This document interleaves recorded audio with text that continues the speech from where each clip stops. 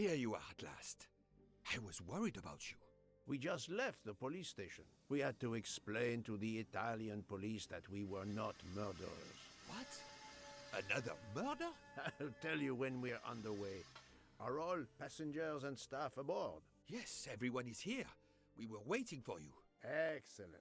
Let's not waste any more time. We have to make a longer than usual stop in Lausanne. What? How long? Long enough to do a little banking in Geneva.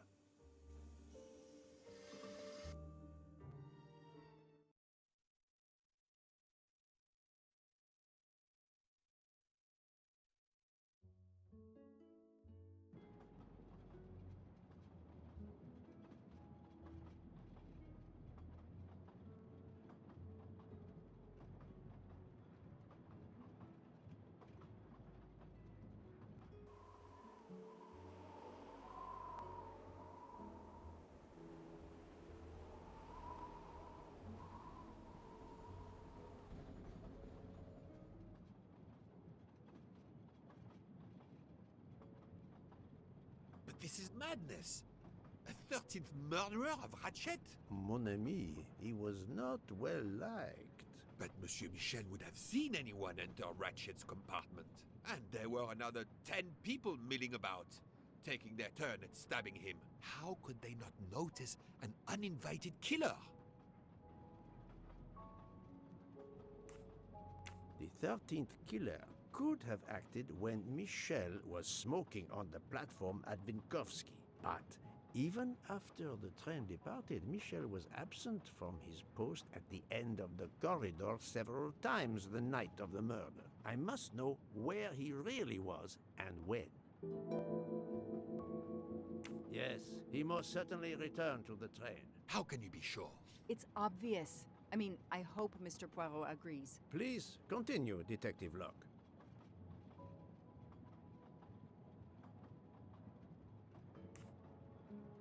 The train is French. The murder took place in Slovenia, and the victim's body is in Italy. Jurisdiction won't be sorted out before the train reaches Paris. The murderer is probably content to sit tight aboard the train until Paris, where he can disappear. It is undoubtedly a possibility, but we have no proof.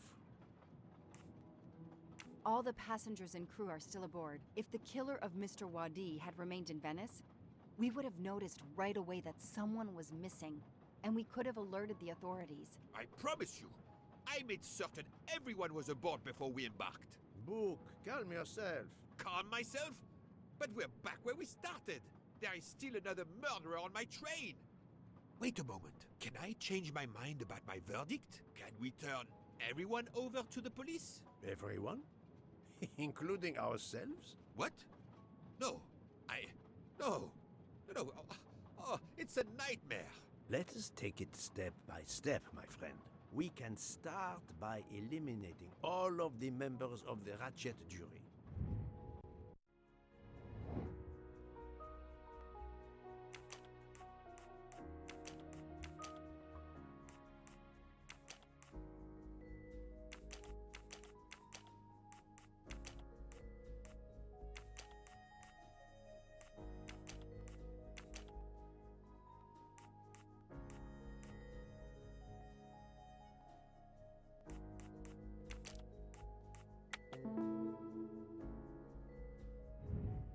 My little gray cells did not let me down.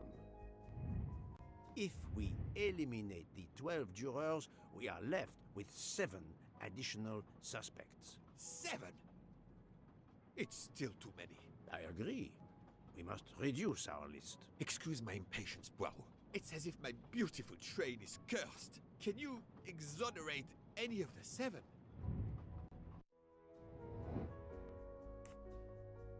Well done. Book worked hard to get me aboard the train. He is definitely not a suspect. Adequate. Mademoiselle Locke cannot be a suspect. She pursued Mr. Wadi's murderer.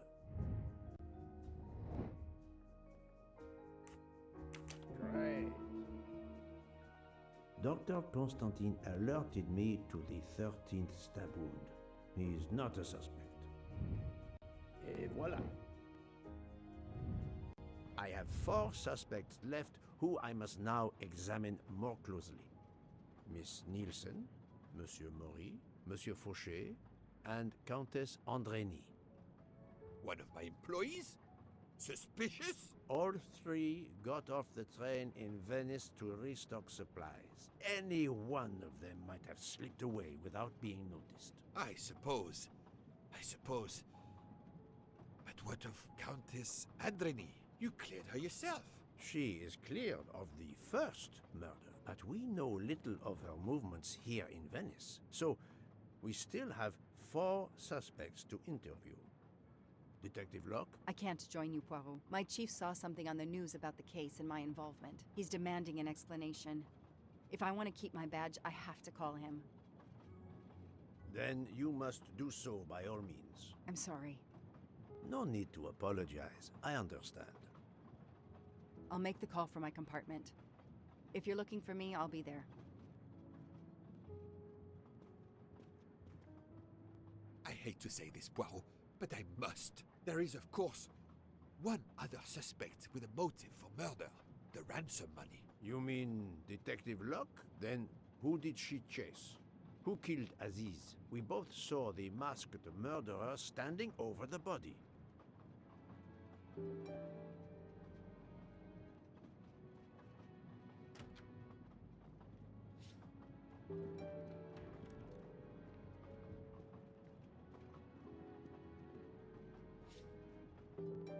Ah, Michel, I have a few more questions to ask you, if you will allow me. Anything, Monsieur Poirot.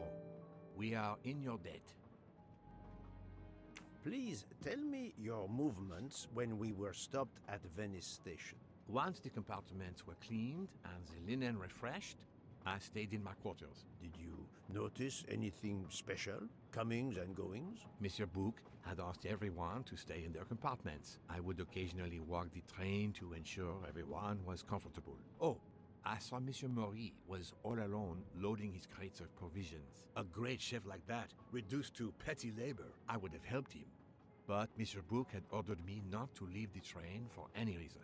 So, Monsieur Maury was forced to labor alone. Let us review the actual timeline of the night of Ratchet's murder, not the one manufactured to hide your crime. I left the train in Minkowski for a smoke. Then I resumed my post. That was the truth.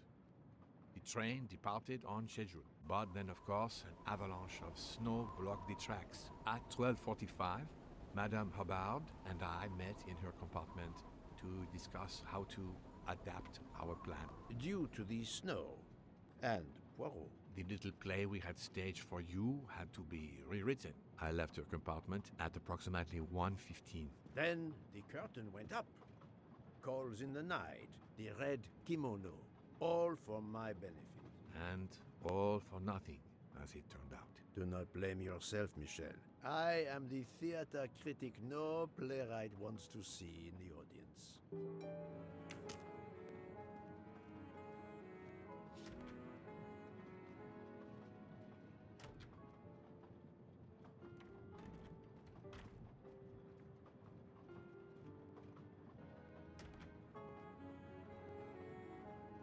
You play well. I didn't mean to interrupt you. Thank you. Many years of piano lessons thanks to my mother. I try to play in a few clubs in Paris when I get the chance, but as you can see, it hasn't made me rich. What can I do for you? Conversation only.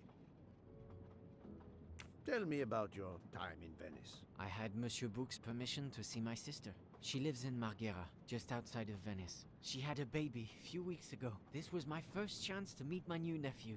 Monsieur Bouc gave you permission? Yes, you can ask him. Most assuredly, I will.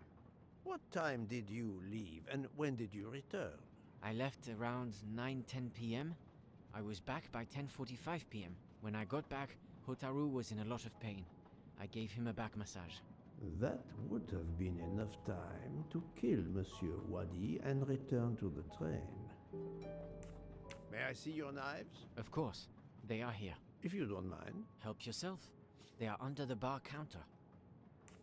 Tell me again about your poker game the night of the murder. It's a regular game to help relax after a long day. Let's see, we started around 11 p.m. We took a short break in Vinkovsky, Hotaru, Pierre, and I. The game finished up around 2 a.m. We'd all had quite a bit to drink. Ah, yes, I left for about 10 minutes to refrigerate champagne for the next day. That must have been around 1 a.m.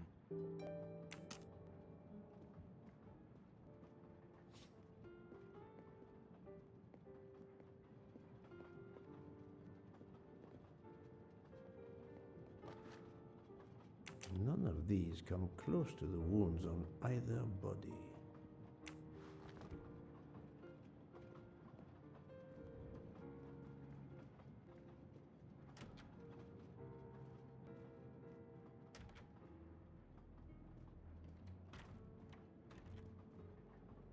You told Fauché he could go into Venice? Marghera, actually.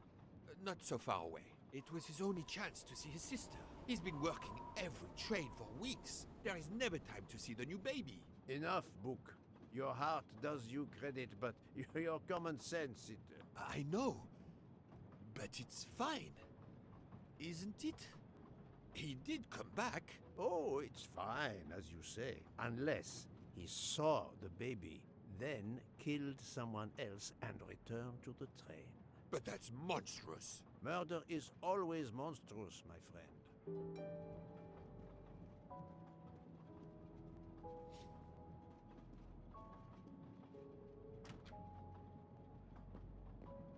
Good evening, Monsieur Mori. May I have a moment of your time? I have a few questions to ask you. Of course, as long as you don't mind if dinner is ruined. I promise to be as brief as possible. What did you do while we were stopped in Venice? With Freya's help, I loaded fresh produce for the next part of our journey. Then, you may not believe this, but my job requires a lot of physical labor. My back suffers. Fortunately, Jean has become quite adept at separating my vertebrae. As you may know, I have solved the murder of Monsieur Ratchet. That is a shame. I beg your pardon? The bastard sent my steak tartar back, telling John I was to burn it. I will add it to the list of his crimes. One wound on Monsieur Ratchet's body was struck by a very sharp, thin-bladed knife. We haven't found it yet. You think one of mine was used? I'd like to have a look if you don't mind. In that drawer. An impressive set of knives, but their blades are too wide to have been used for the crime.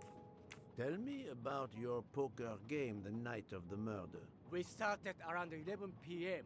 When John finished his shift. We played until around 2 a.m. From what I remember, it's a bit vague. You played without a break. Actually, we did break once for a smoke. John, Pierre, and I. When we stopped in Vinkovsky. When was that? Around midnight?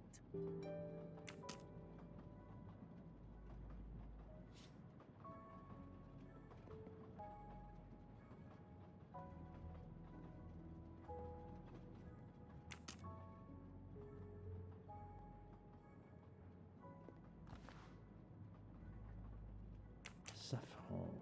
It must be worth a small fortune.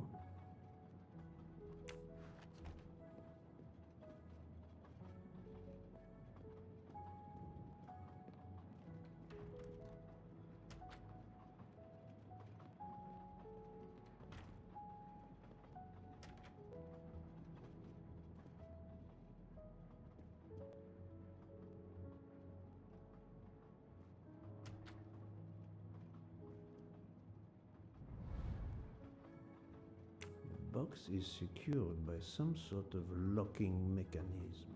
The design is formed by 3 commas. What is the word in Japanese? Tamoe. And it's obviously missing a piece.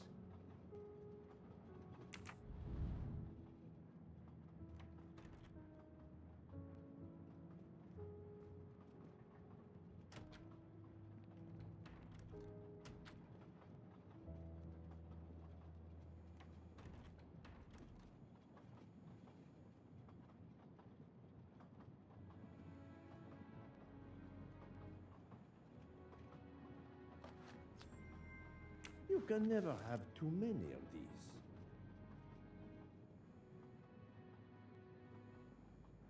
Good evening, Mademoiselle Nielsen. May I talk to you for a moment? Of course, Mr. Poirot. I'm not going to bed right away. Can you tell me your movements while we were stopped in Venice? That'll be easy. I didn't move much at all. Let's see. I helped Hataru load all of the food crates aboard the train. Hataru had everything he needed, but I realized they forgot half of my order. I spent over an hour on the phone with the supplier without success. I had to change the dessert menu for tomorrow. Dr. Constantine found a stab wound on Ratchet's body that was caused by a much thinner and sharper blade than the others. Possibly a chef's knife?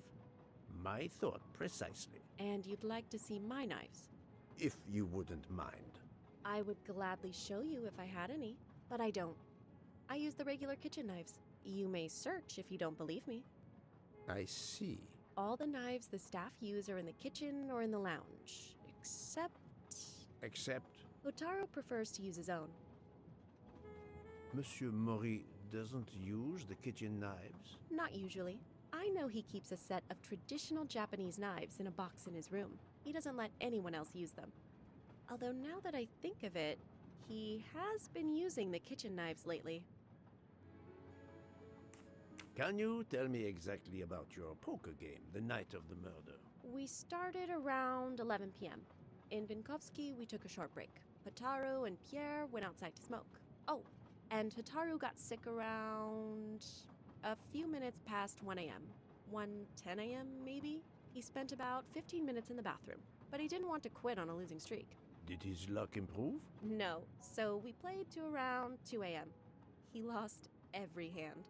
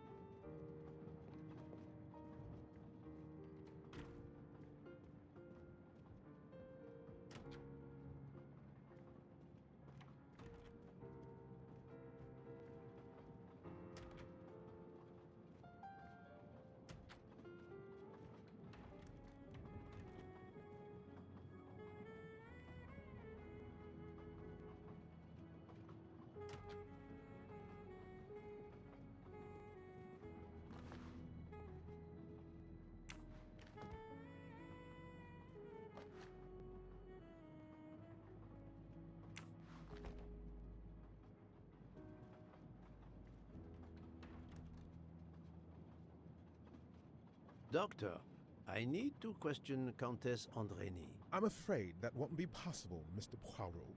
The Countess had an anxiety attack when we arrived in Venice. She was terrified the police would come for her and her husband, despite how you concluded your investigation. I had to give her a sedative. She has been sleeping since. You have stayed with her all the time we were in Venice? Count Andreni begged me to watch over her. I have not left this room. You're the reason she's in this state. Book voted to absolve you all. I accepted his verdict. I told her. I tried to reason with her. what she has already suffered, the strain of these last few days, it was too much. I understand, Count. It's quite all right. I have the answers I came for. I've talked to everyone, but some elements of the testimonies do not seem to correspond. I need to recheck a few things.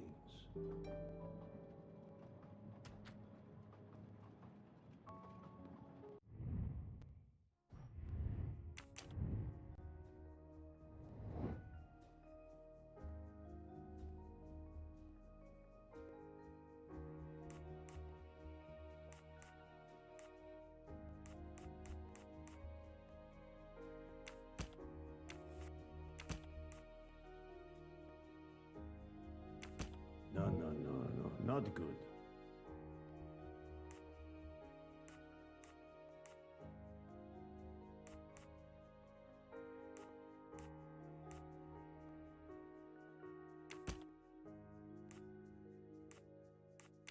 This is wrong, but I'm never far from the truth.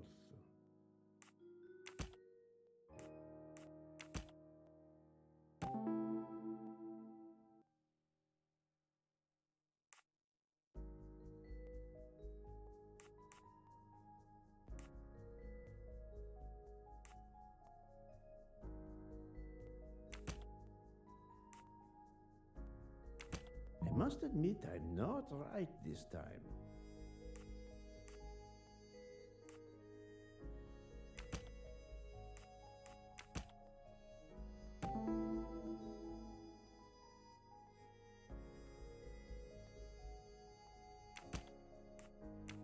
I do not think that's the right answer.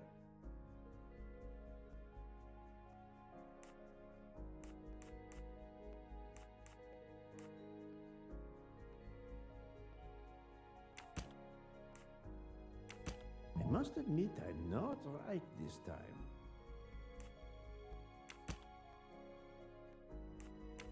I do not think that's the right answer. No, not good. This is wrong, but I'm never far from the truth.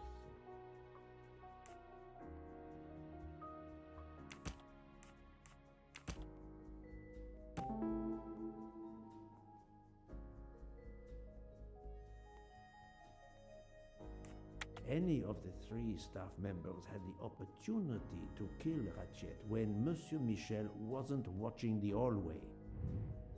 Et voilà.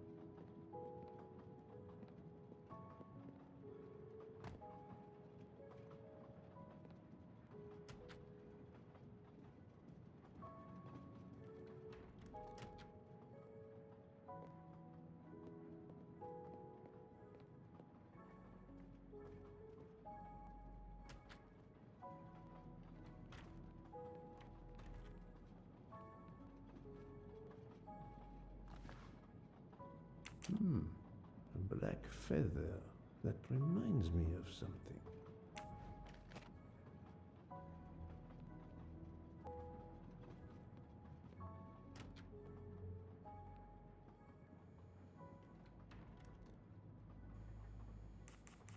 Remind me of what you did when the train stopped in Venice. No problem. I helped Hotaru load all of the food crates aboard the train. Hotaru had everything he needed, but I realized they forgot half of my order. I spent over an hour on the phone with the supplier, without success. I had to change the dessert menu for tomorrow.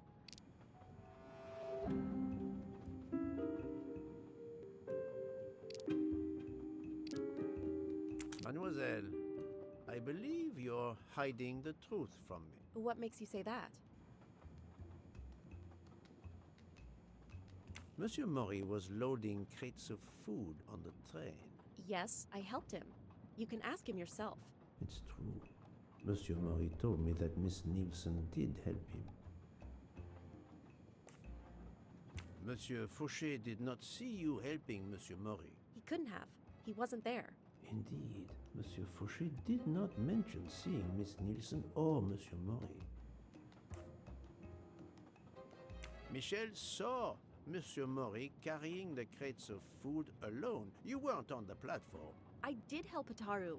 The entire time? He carried so many crates, his back was sore. I'm sorry about that. Okay, I'm guilty. I did leave him before we were finished. But I had to. There was no saffron he needed for a recipe. I volunteered to go into Venice and get him some. The Rialto market would be open late because of the carnival. He gave me money. I knew we weren't supposed to leave the train, but I only wanted to help. Mr. Mori can confirm this. Ask him.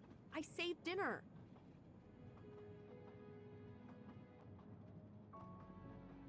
On behalf of my palate, I thank you. How long were you gone? I left at 9:10 p.m. and was back with the saffron around 11. That's when I called my supplier for the items I was missing. Miss Nielsen had almost 2 hours to buy the saffron, find a costume, kill Monsieur Wadi, elude Detective Locke, and make it back to the train for that phone call. Yes, it's possible that was enough time. Thank you, Mademoiselle Nielsen. That is all for now. Sorry again, Mr. Poirot. I hope you enjoy tonight's dessert.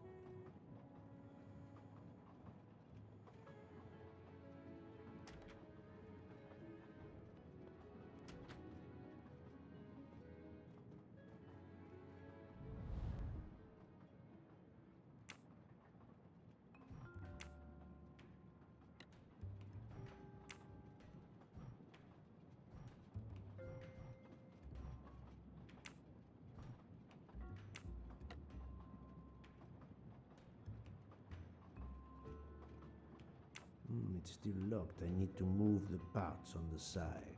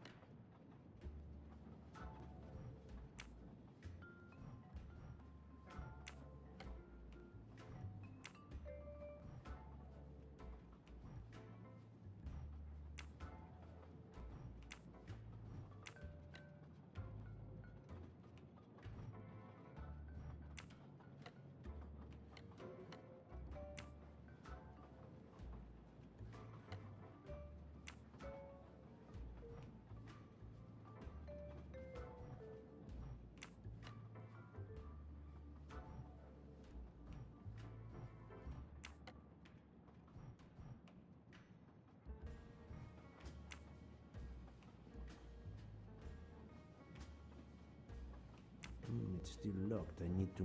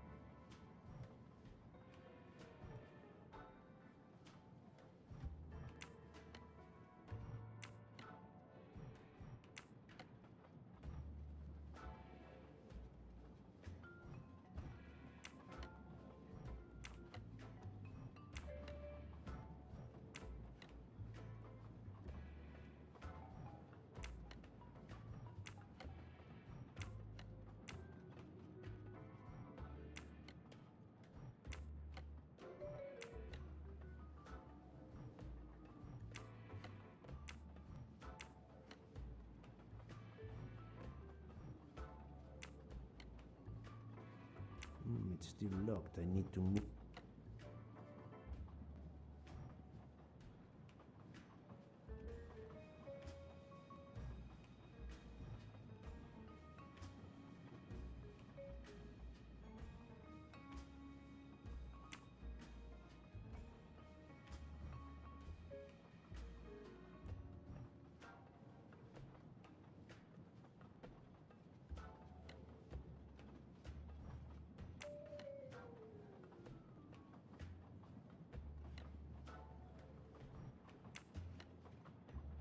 It's still locked. I need to move the parts on the side.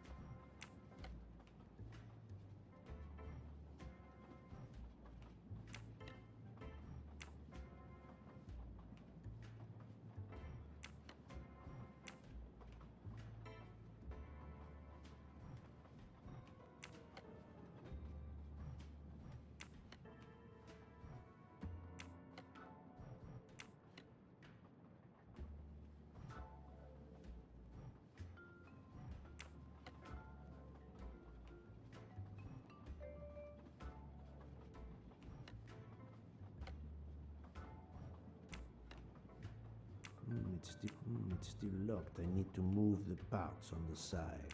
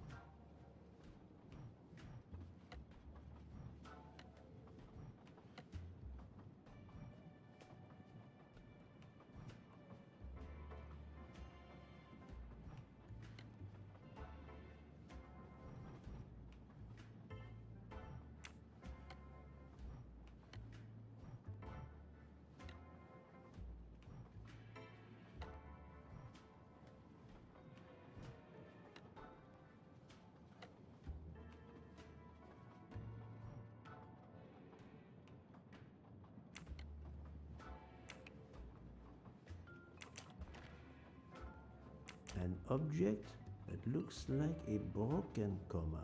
It must be part of something else.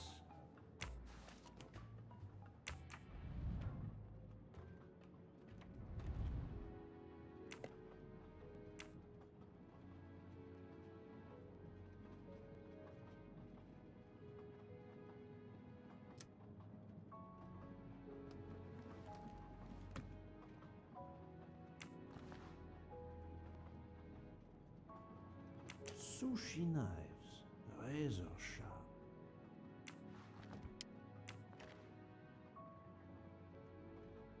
Sushi knives, razor sharp.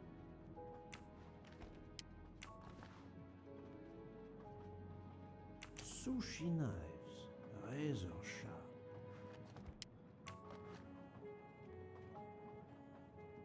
Colteria Venezia.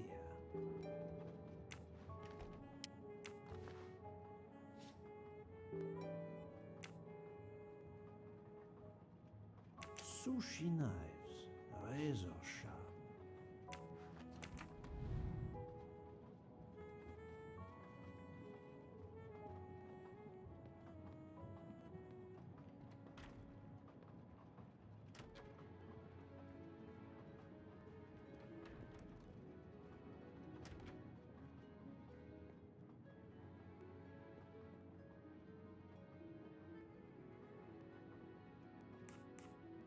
I'm sorry, Monsieur Mori, but haven't you forgotten something? You haven't told me about the knives hidden in your room. Ha! Yes, indeed. I forgot to tell you about those. They are my personal knives. I only use these knives. There are none better. I bought them all in Japan. No one is allowed to touch them except me.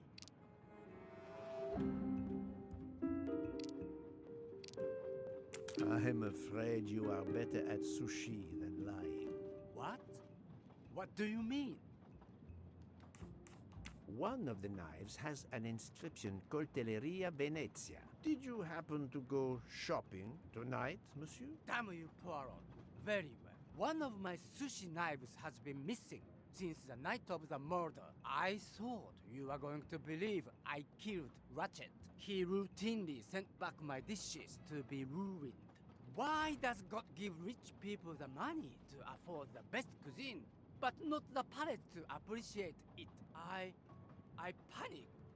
I know a very good store in Venice. I went to buy a knife to replace the one that had gone missing, so I wouldn't be accused. I assure you that I had nothing to do with any murders. I would have an easier time believing you, monsieur, if you put that knife down. Oh, yes, of course.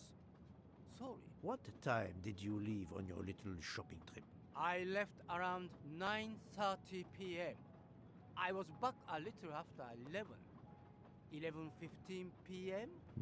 Time enough to stab Monsieur Wadi and return. Very well, Monsieur Mori. That's all for now. If I have another question... I'll be right here, cooking.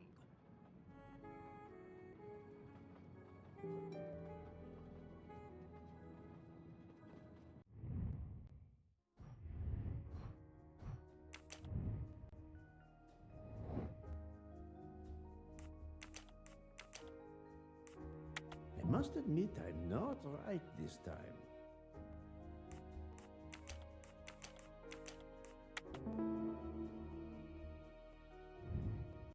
That was easy.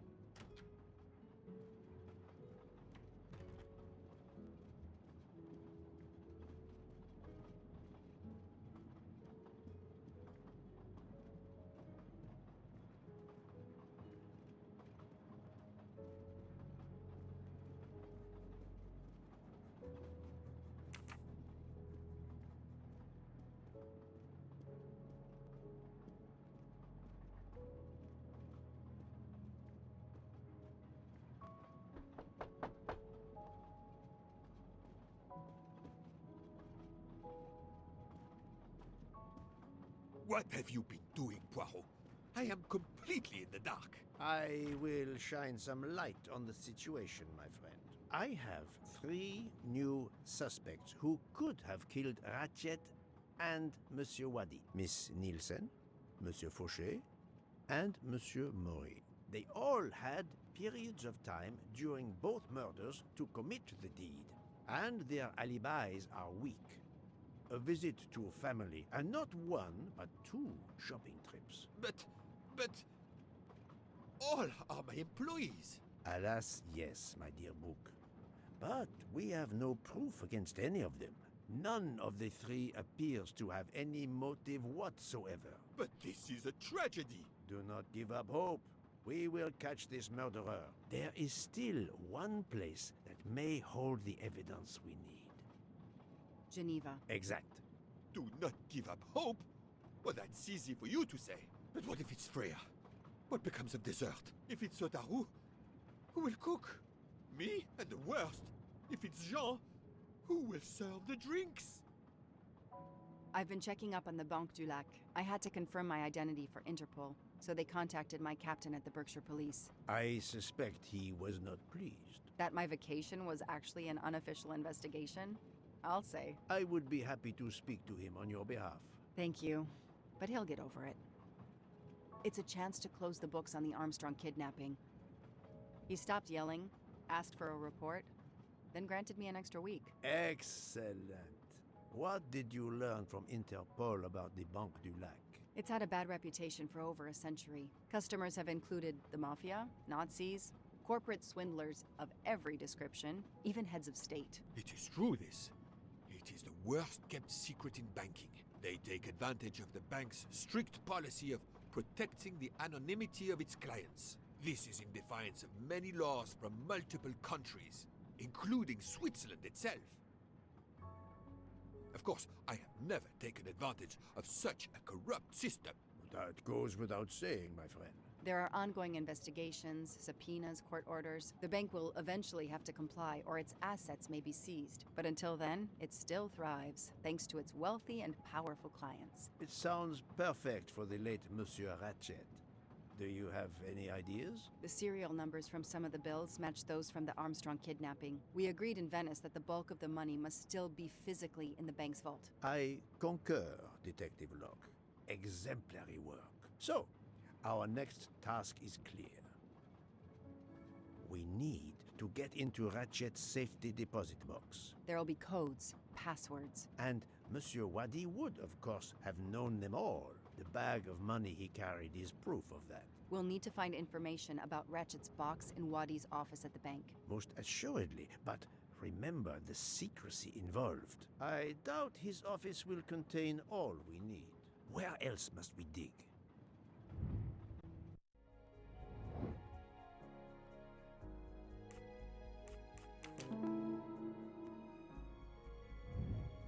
I'm right again. That happens to me a lot.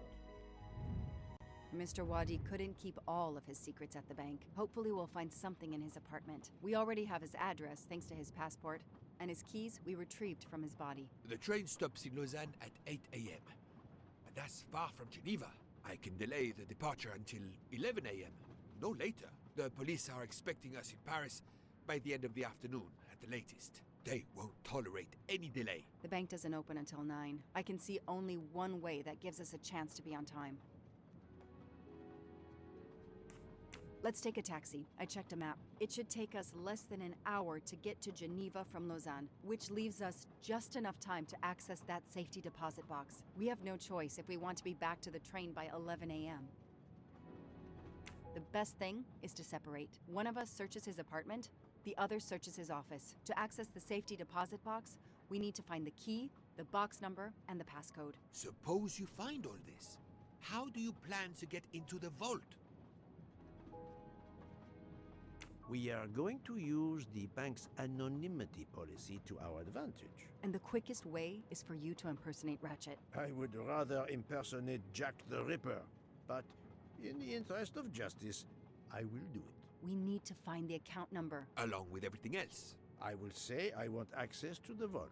They don't ask for papers or even names. The vault information is enough. I'm not hearing any of this. I run a train company. I don't rob banks. Perfect. Let's recap the plan.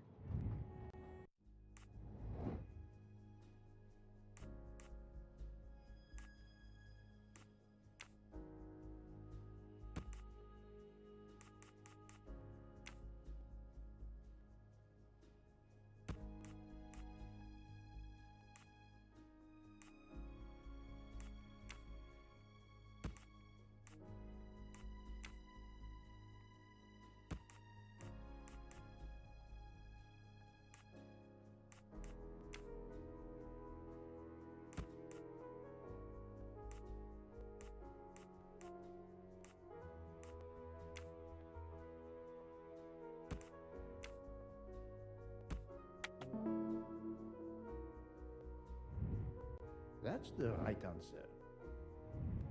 To sum up, we're going by taxi to Geneva. Then we'll split up. You're going to search Mr. Wadi's apartment. I'll search the office at the bank. When we have all the information we need, you pretend to be Ratchet, and we can finally find out what Ratchet is keeping hidden in his safety deposit box. It sounds impossible. Not for Detective Joanna Locke and Hercule Poirot. We should get some rest. You are right, Detective. We face our greatest challenge tomorrow. Together.